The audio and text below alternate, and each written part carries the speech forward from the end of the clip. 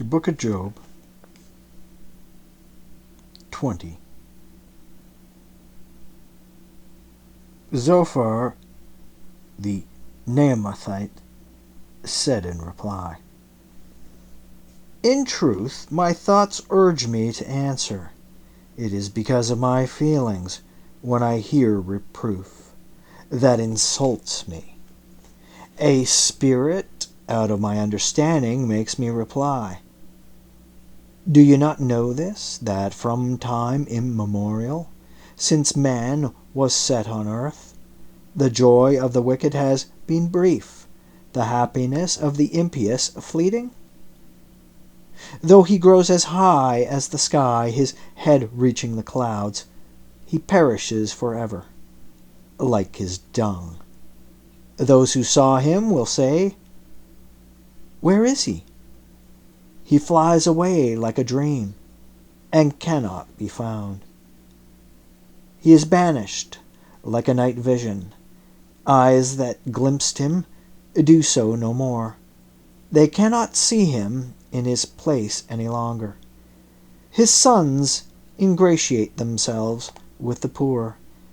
His own hands must give back his wealth. His bones, still full of vigor, lie down in the dust with him. Though evil is sweet to his taste, and he conceals it under his tongue, though he saves it, does not let it go, holds it inside his mouth. His food in his bowels turns into asps' venom within him. The riches he swallows, he vomits. God empties it out of his stomach. He sucks the poison of asps. The tongue of the viper kills him. Let him not enjoy the streams, the rivers of honey, the brooks of cream. He will give back the goods unswallowed, the value of the riches undigested, because he crushed and tortured the poor. He will not build up the house he took by force. He will not see his children tranquil. He will not preserve one of his dear ones. With no survivor to enjoy it, his fortune will not prosper. When he has all he wants, trouble will come. Misfortunes of all kinds will batter him. Let that fill his belly. Let him loose his burning anger at him, and rain down his weapons upon him, fleeing from iron arrows. He is shot through from a bow of bronze, brandished and run through his belly. The blade through his gall strikes terror into him. Utter darkness waits for his treasured ones. A fire fanned by no man will consume him. Who survives in his tent will be crushed. Heaven will expose his iniquity. Earth will rise up against him. His household will be cast forth by a flood, spilled out on the day of his wrath. This is the wicked man's portion from God, the lot God has ordained for him. 21. Job said in reply, "Listen well to what I say, and let that be your consolation. Bear with me while I speak, and after I have spoken, you may mock. Is my complaint directed toward a man? Why would I lose my patience? Look at me and be appalled, and clap your hand to your mouth. When I think of it, I am terrified. My body is seized with shuddering.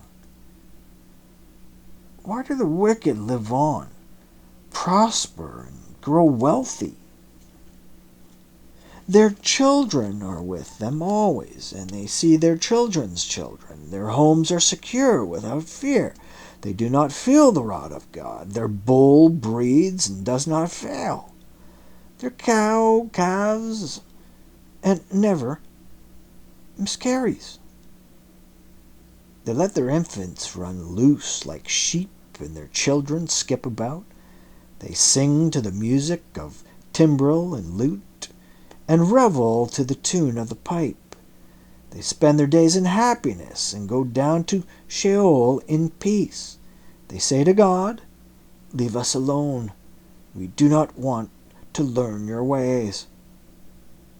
What is Shaddai that we should serve him? What will we gain by praying to him? Their happiness is not their own doing. The thoughts of the wicked are beyond me. How seldom does the lamp of the wicked fail? Does the calamity they deserve befall them? Does he apportion their lot in anger? Let them become like straw in the wind, like chaff carried off by a storm. You say, God is reserving his punishment for his sons. Let it be paid back to him that he may feel it. Let his eyes see his ruin, and let him drink the wrath of Shaddai. For what does he care about the fate of his family? When his number of months runs out? Can God be instructed in knowledge, he who judges from such heights? One man dies in robust health, all tranquil and untroubled. His pails are full of milk. The marrow of his bones is juicy. Another dies embittered.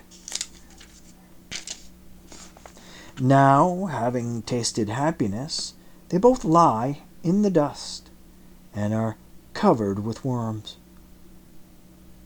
Oh, I know your thoughts and the tactics you will devise against me. You will say, "Where is the house of the great man? And where the tent in which the wicked dwelled?" You must have consulted the wayfarers. You cannot deny their evidence, for the evil man is spared on the day of calamity, on the day when wrath is led forth. Who will upbraid him to his face? Who will requite him for what he has done? He is brought to the grave, while a watch is kept at his tomb. The clods of the wadi are sweet to him. Everyone follows behind him. Innumerable are those who precede him. Why then do you offer me empty consolation? Of your replies, only the perfidy remains. 22. Eliphaz the Temanite said in reply, "Can a man be of use to God? A wise man benefit him? Does Shaddai gain if you are righteous? Does he profit if your conduct is blameless? It is because of your piety that he arraigns you and enters into judgment with you. You know that your wickedness is great and that your iniquities have no limit. You exact pledges from your fellows without reason.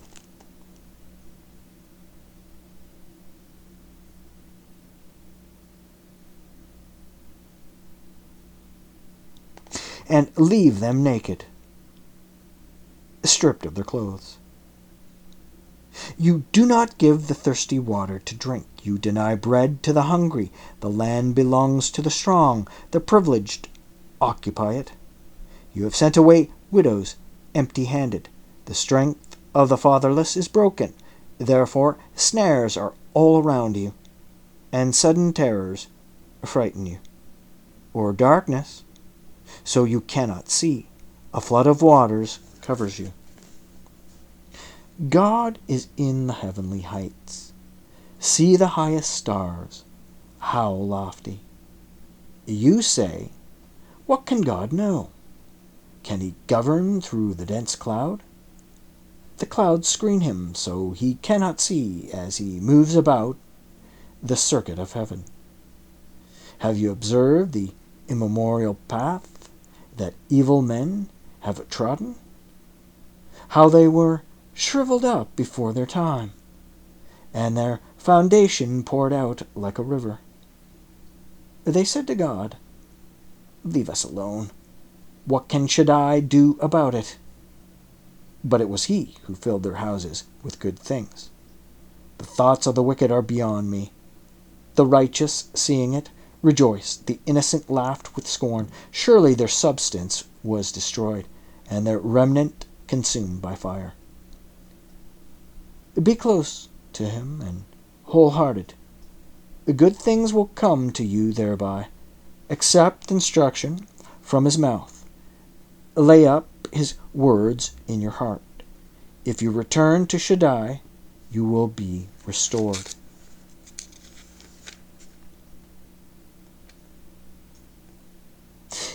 If you banish iniquity from your tent, if you regard treasure as dirt, or for gold as stones of the wadi, and Shaddai be your treasure, and precious silver for you, when you seek the favor of Shaddai and lift up your face to God, you will pray to him, and he will listen to you. And you will pay your vows. You will decree, and it will be fulfilled. And light will shine upon your affairs. When others sink low, you will say, it is brought, for he saves the humble. He will deliver the guilty. He will be delivered through the cleanness of your hands. 23. Job said in reply, today again, my complaint is bitter. My strength is spent on account of my groaning. Would that I knew how to reach him, how to get to his dwelling place. I would set out my case before him and fill my mouth with arguments. I would learn what answers he had for me and know how he would reply to me. Would he contend with me overbearingly? Surely he would not accuse me. There the upright would be cleared by him, and I would escape forever from my judge. But if I go east, he is not there. West, I still do not perceive him.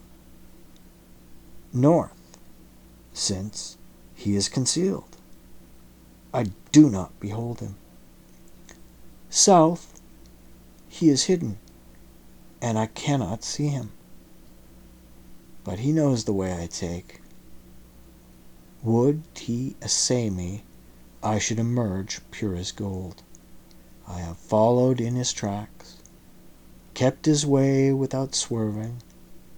I have not deviated from what his lips commanded. I have treasured his words more than my daily bread. He is one who can dissuade him.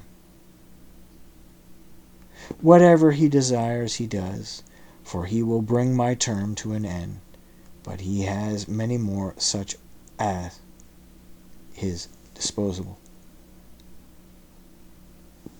Therefore, I am terrified at his presence. When I consider, I dread him. God has made me faint-hearted. Shaddai has terrified me. Yet I am not cut off by the darkness. He has concealed the thick gloom from me. 24. Why are times for judgment not reserved by Shaddai? Even those close to him cannot foresee his actions. People remove boundary stones. They carry off flocks and pasture them. They lead away the donkeys of the fatherless and seize the widow's bull as a pledge. they chase the needy off the roads.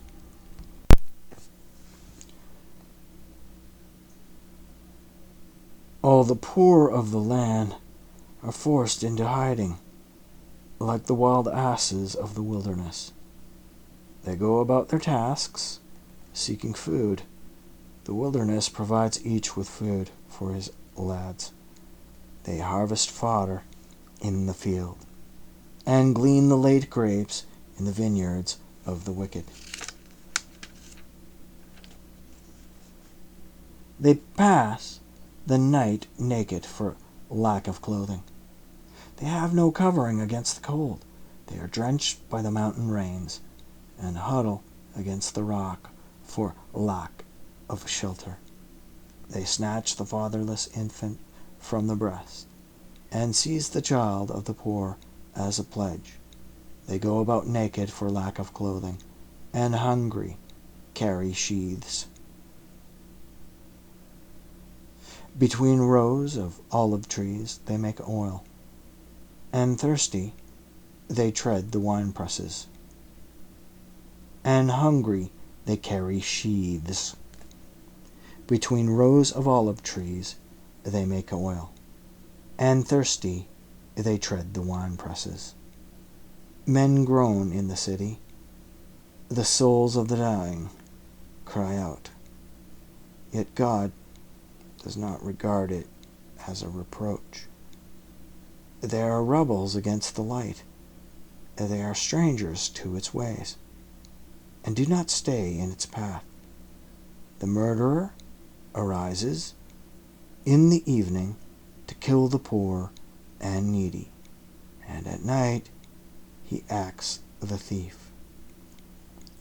The eyes of the adulterer watch for twilight, thinking, no one will glimpse me then.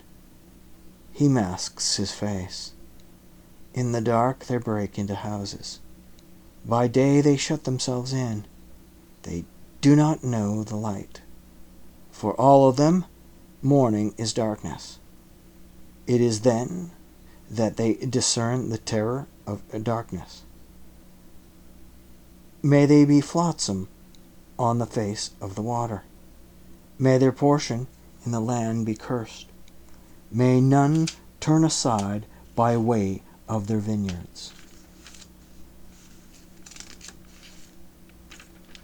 May drought and heat snatch away their snow waters, and Sheol, those who have sinned, may the womb forget them.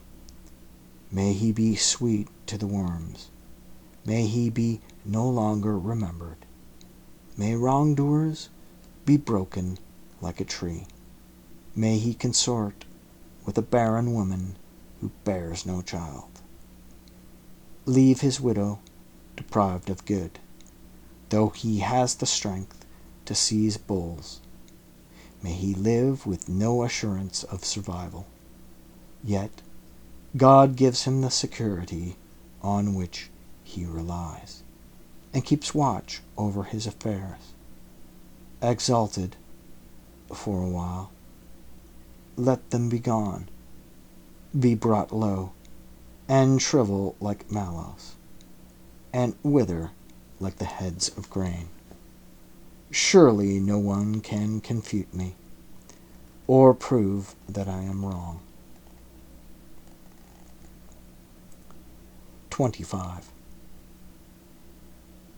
Bildad the Shuhite said in reply, Dominion and dread are his.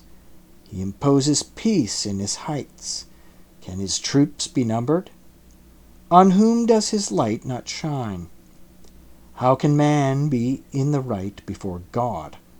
How can one born of woman be cleared of guilt? Even the moon is not bright, and the stars are not pure in his sight.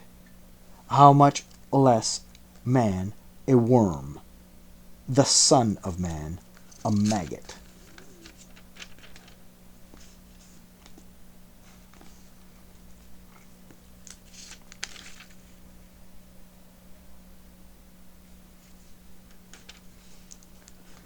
26.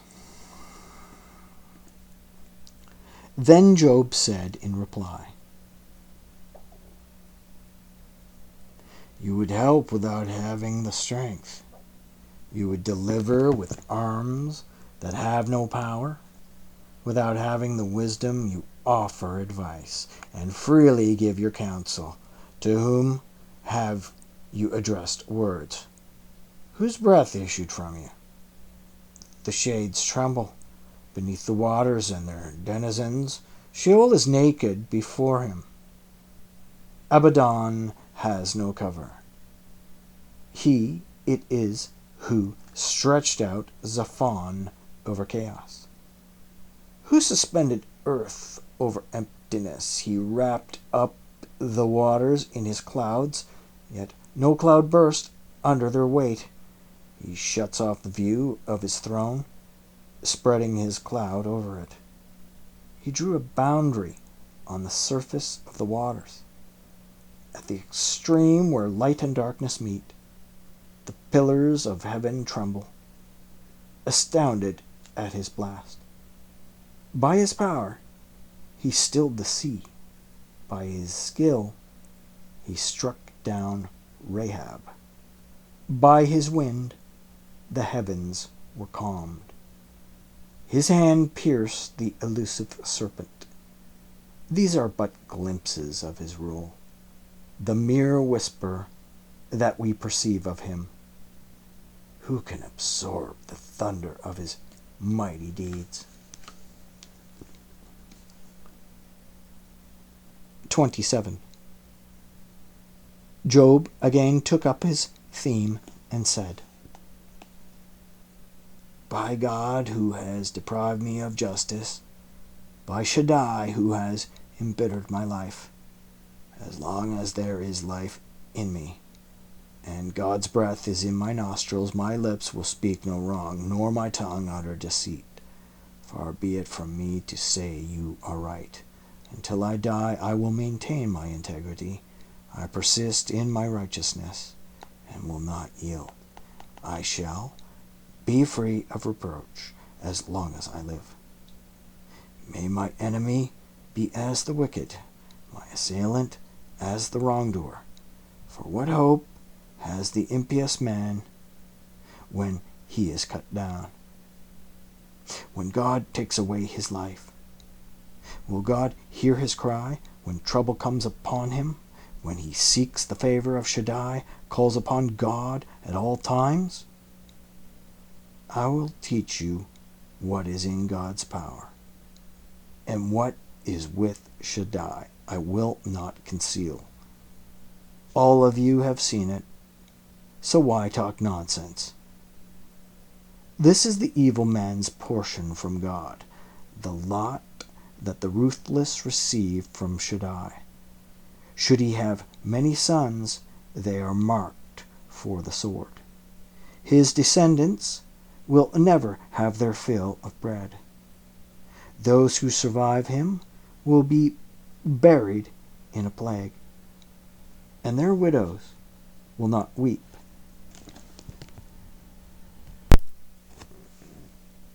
This is the evil man's portion from God, the lot that the ruthless receive from Shaddai. Should he have many sons, they are marked for the sword. His descendants will never have their fill of bread. Those who survive him will be buried in a plague, and their widows will not weep. Should he pile up silver like dust, lay up clothing like dirt, he may lay it up, but the righteous will wear it, and the innocent will share the silver. The house he built is like a bird's nest, like the booth a watchman makes. He lies down a rich man with his wealth intact. When he opens his eyes, it is gone. Terror overtakes him like a flood. A storm wind makes off with him by night. The east wind carries him far away, and he is gone. It sweeps him from his place. Then it hurls itself at him without mercy. He tries to escape from its force. It claps its hands at him and whistles at him from its place.